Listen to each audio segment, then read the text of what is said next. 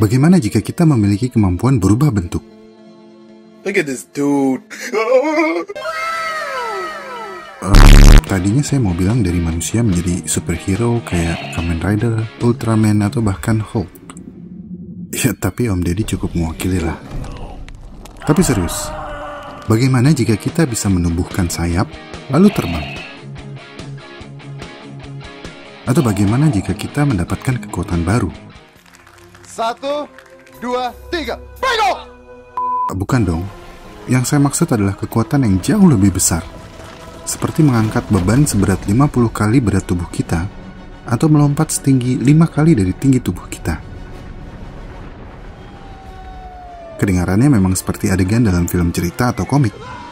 Tapi semua itu benar-benar bisa terjadi ketika makhluk hidup mengalami fase dalam hidup mereka yang disebut metamorfosis.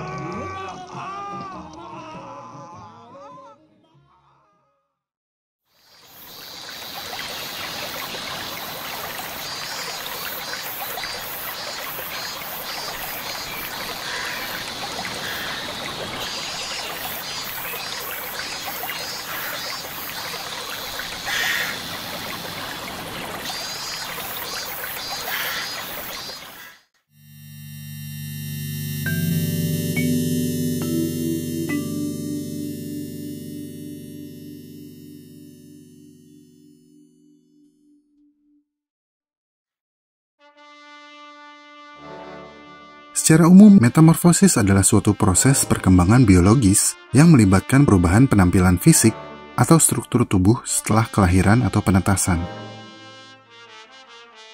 Perubahan fisik itu terjadi akibat pertumbuhan sel dan diferensiasi sel yang berbeda secara radikal.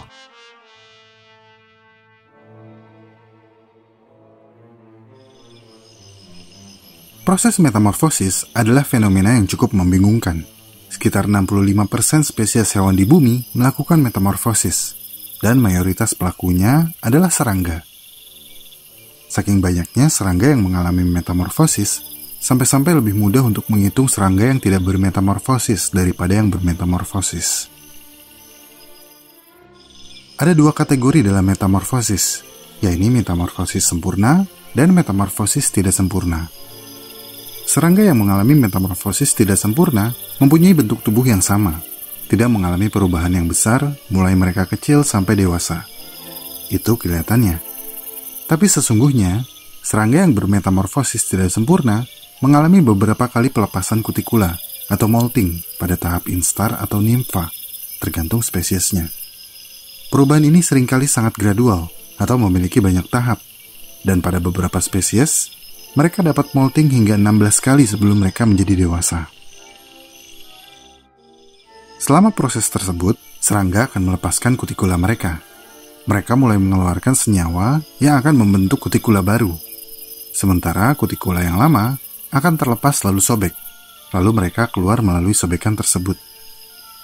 Saat setelah mereka keluar dari kutikula lamanya, tubuh mereka masih sangat lunak, dan biasanya mereka akan diam atau bersembunyi hingga kutikula baru mereka mengeras.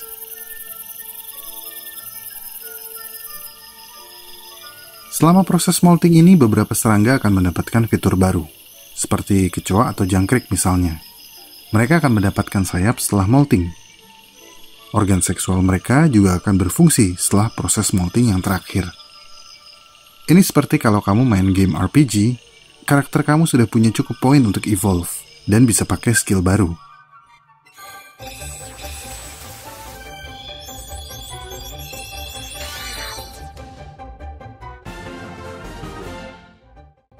Sebaliknya, metamorfosis sempurna adalah di mana semuanya mulai menjadi sangat menarik. Pelaku metamorfosis sempurna akan melewati 4 tahap pertumbuhan untuk menjadi dewasa. Tahap tersebut dimulai dari telur, lalu larva, kemudian pupa atau kepompong, dan akhirnya serangga dewasa. Saat menjadi kepompong, mereka memiliki suatu perilaku yang unik, yakni kerap menyanyikan lagu wajib mereka.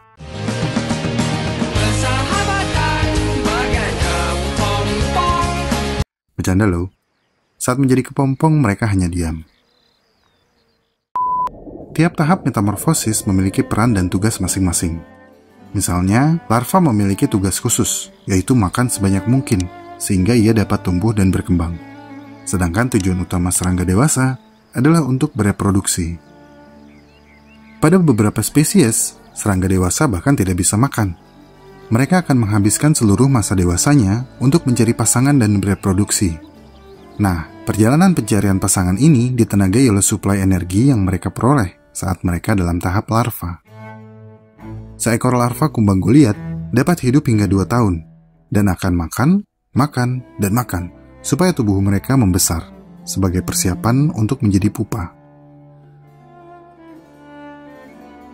Kumbang Goliat dewasa umumnya meletakkan telur mereka dekat sumber makanan, sehingga ketika telur menetas, larva dapat dengan cepat mulai mengisi perut mereka dengan makanan, sebanyak yang bisa mereka makan. Seiring pertumbuhan, mereka akan molting, dan setelah cukup berkembang, mereka akan menjadi pupa. Setelah tahap ini, mereka akan berkembang menjadi bentuk akhir mereka, yaitu serangga dewasa.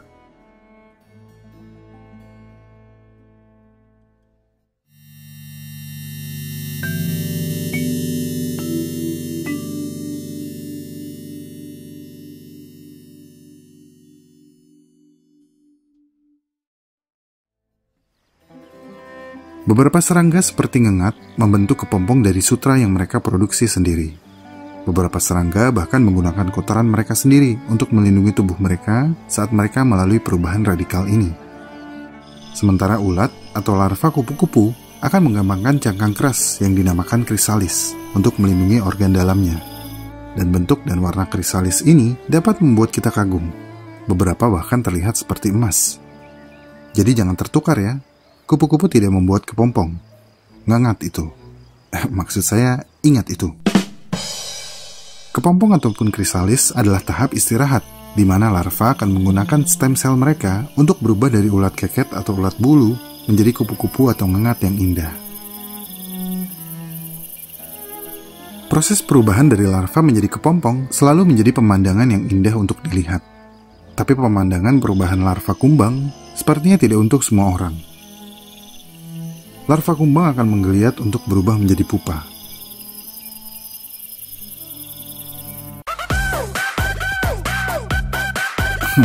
Mirip juga ya. Selama di dalam pupa, kepompong atau krisalis, larva akan melepaskan enzim yang akan melarutkan jaringan tubuh mereka. Setelah larut, struktur dewasa mulai terbentuk dari kelompok kecil sel yang disebut imaginal disk.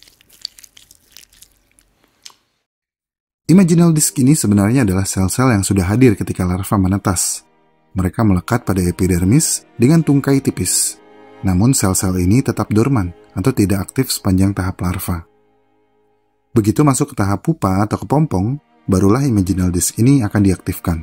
Sel-sel mulai membelah dengan sangat cepat untuk membuat lebih banyak sel, dan akhirnya membangun struktur tubuh baru seperti kaki dan sayap. Proses ini terjadi hanya dalam beberapa hari. Yang lebih menakjubkan adalah kenyataan bahwa struktur-struktur tubuh ini dibangun secara independen, satu demi satu, kemudian ditempatkan. Jadi, sayap dapat tumbuh di area lain, lalu kemudian pindah ke area yang semestinya. Seperti menyusun puzzle. Mereka tidak harus membangun struktur tubuh di mana struktur itu akan berakhir. Jadi sebuah kaki dapat dibentuk di dekat kepala dan kemudian bergerak ke bawah rongga dada. Bahkan yang lebih fantastik adalah kenyataan bahwa beberapa kupu-kupu dapat mengingat sesuatu saat mereka masih menjadi ulat. Sekelompok ilmuwan menggunakan percobaan di mana mereka akan mengeluarkan semacam bau tertentu dan kemudian memberikan strum kecil untuk ulat. Dengan harapan, ulat itu akan belajar untuk menghindari bau itu di masa depan. Dan hal yang mengejutkan adalah bahwa setelah ulat tersebut melewati tahap metamorfosis, ketika dihadapkan dengan bau yang sama, kupu-kupu dewasa akan panik dan menghindari bau itu. Hal tersebut menunjukkan bahwa bagian-bagian dari sistem saraf mereka kontinuitas, walaupun tubuh mereka telah melalui perubahan bentuk yang radikal. Ngomong-ngomong, apakah kamu tahu cara membedakan kupu-kupu dan ngengat? Untuk kamu yang sudah tahu, well done. Tapi buat kamu yang belum tahu, cara terbaik membedakan ngengat dengan kupu-kupu adalah dengan memperhatikan antena atau sungut mereka. Jika bentuknya seperti ini adalah ngengat. Sebaliknya, ini adalah kupu-kupu. Cara lain adalah dengan memperhatikan jam terbangnya. Maksud saya, waktu terbangnya. Kebanyakan ngengat adalah nokturnal atau hidup di malam hari. Sementara kupu-kupu adalah diurnal atau hidup di siang hari. Menurut penelitian, sekitar 98% dari semua serangga mengalami metamorfosis. Tapi jutaan tahun yang lalu, serangga ametabolik atau serangga yang tidak perlu bermetamorfosis berkuasa di bumi.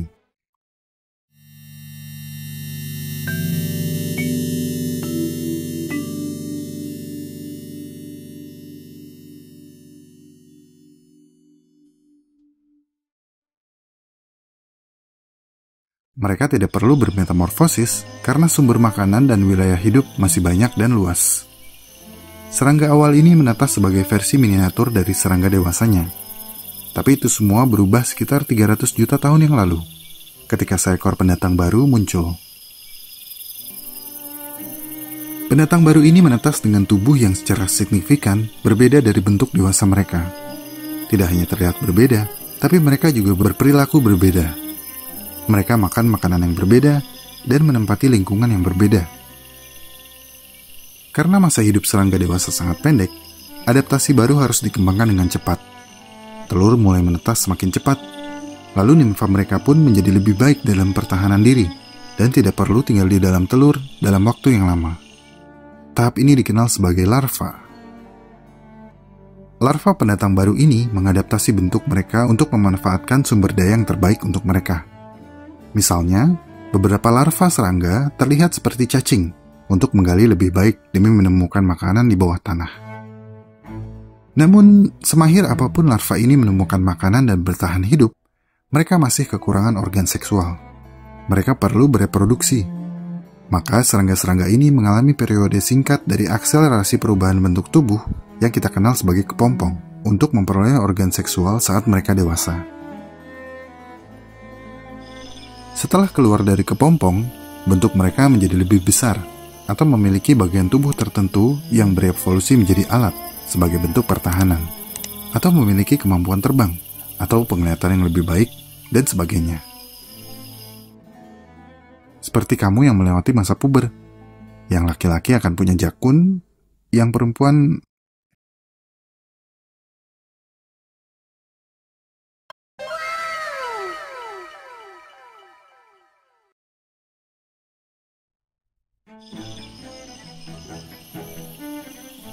Dengan berbagai tahapan kehidupan, mereka mampu mendominasi ceruk yang berbeda, sehingga serangga ametabolik secara perlahan tersingkirkan. Karena mereka hanya memiliki spesialisasi dalam satu bidang. Kekurangan ini menjadi bumerang bagi serangga ametabolik. Ini berarti mereka juga harus bersaing dengan anak-anak mereka sendiri untuk bertahan hidup. Tapi serangga tidak sendirian. Amfibi dan beberapa ikan juga mengalami metamorfosis. Ikan kondang. Kenapa?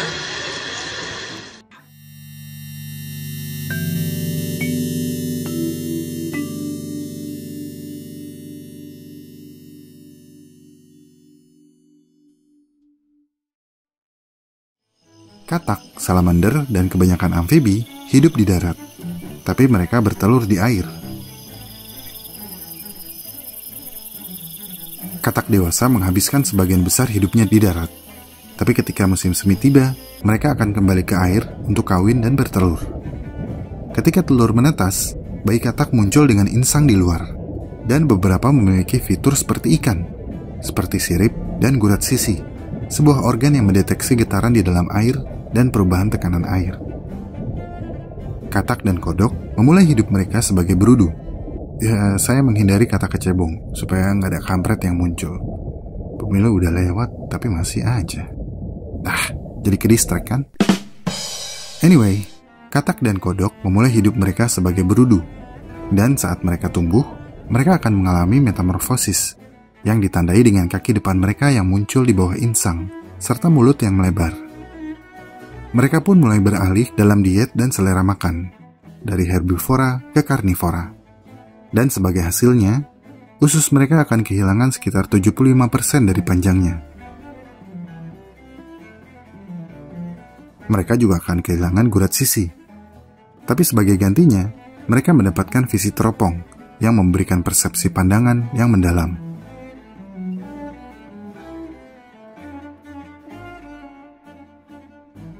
Ekor mereka akan menetap sedikit lebih lama dari anggota tubuh yang lain. Tapi akhirnya ekor itu pun akan hilang. Tergantung spesiesnya, transisi dari perenang vegetarian tanpa kaki menjadi amfibi pelompat karnivora dapat memakan waktu antara 2 hingga 8 bulan.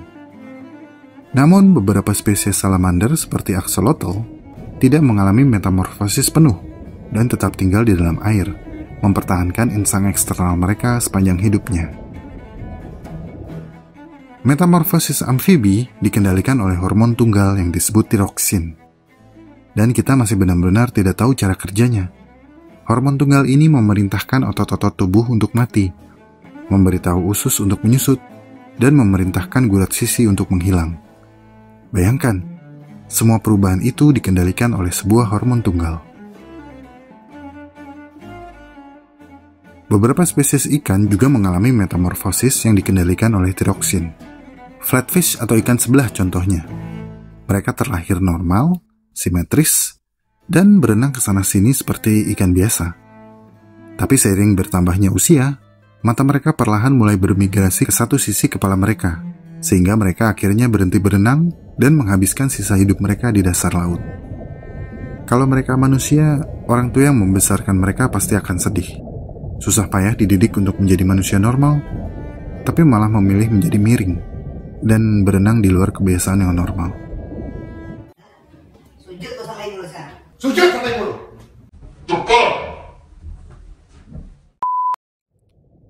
Sementara itu, belut memiliki 4 tahap metamorfosis. Dan menurut saya, larva mereka adalah larva yang paling cantik dan paling mempesona di dunia hewan. Dan mereka disebut Leprocephalus. Maksud saya, coba lihat ini. Ini kayaknya sampah plastik deh. Nah, ini. Sangat memanjakan mata, bukan? Pada beberapa spesies, larva belut dapat bertahan di fase Leprocephalus selama lebih dari 2 tahun. Dan mereka akan terus mencari nutrisi agar mereka dapat tumbuh dan berkembang. Salmon mengalami metamorfosis karena mereka adalah ikan anadrom. Ikan anadrom adalah ikan yang lahir di air tawar, menghabiskan sebagian besar hidupnya di laut, dan kembali ke air tawar untuk bertelur. Sebaliknya, ikan katadrom hidup di air tawar dan memasuki air laut untuk bertelur. Ada pembahasan lengkap tentang ikan-ikan ini di video sebelumnya, di mana gaya narasi saya masih cupu. Salmon berjuang di hulu melawan arus kencang untuk mencari air yang tenang sebagai tempat mereka bertelur. Salmon memulai kehidupan sebagai alevin. Selama tahap ini, mereka bertahan hidup dari kantong kuning telur yang melekat di perut mereka setelah menetas. Setelah mereka menghabiskan kuning telur tersebut, mereka berenang ke permukaan, mengisi swim bladder mereka dengan oksigen, dan mulai mencari makan secara mandiri. Ketika mereka bermigrasi ke lautan, mereka akan mendapatkan sisik yang lebih besar dan berubah warna menjadi keperakan. Mereka menjadi dewasa di lautan dan akan kembali ke sungai untuk kawin dan bertelur. Saat musim kawin tiba, mereka akan berhenti makan dan memulai perjuangan ke hulu sungai. Begitu mereka telah mencapai tujuan mereka, salmon jantan akan mengembangkan moncong kait sebagai alat bertarung memperjuangkan hak kawin. Setelah mereka bertelur, mereka akan mati. Tapi semua tidak sia-sia. Salmon yang mati dapat menghidupi ekosistem sekitar, menyuburkan tanaman, dan mempertahankan populasi hewan sekitar.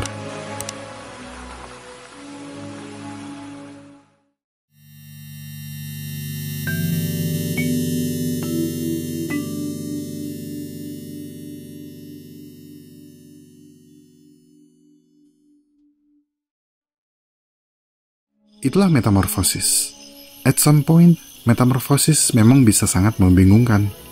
Namun, metamorfosis adalah bagaimana sebagian besar makhluk di planet ini bertahan hidup. Sesuatu yang terlalu fantastis untuk digambarkan sebagai hal biasa. Dari metamorfosis kita belajar untuk memahami proses.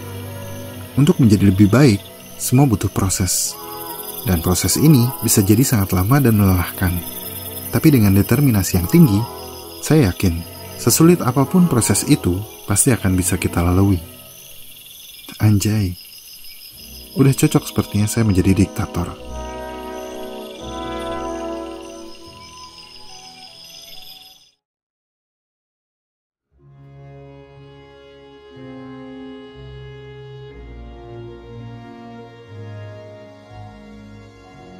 Hey, terima kasih sudah menonton sampai menit ini.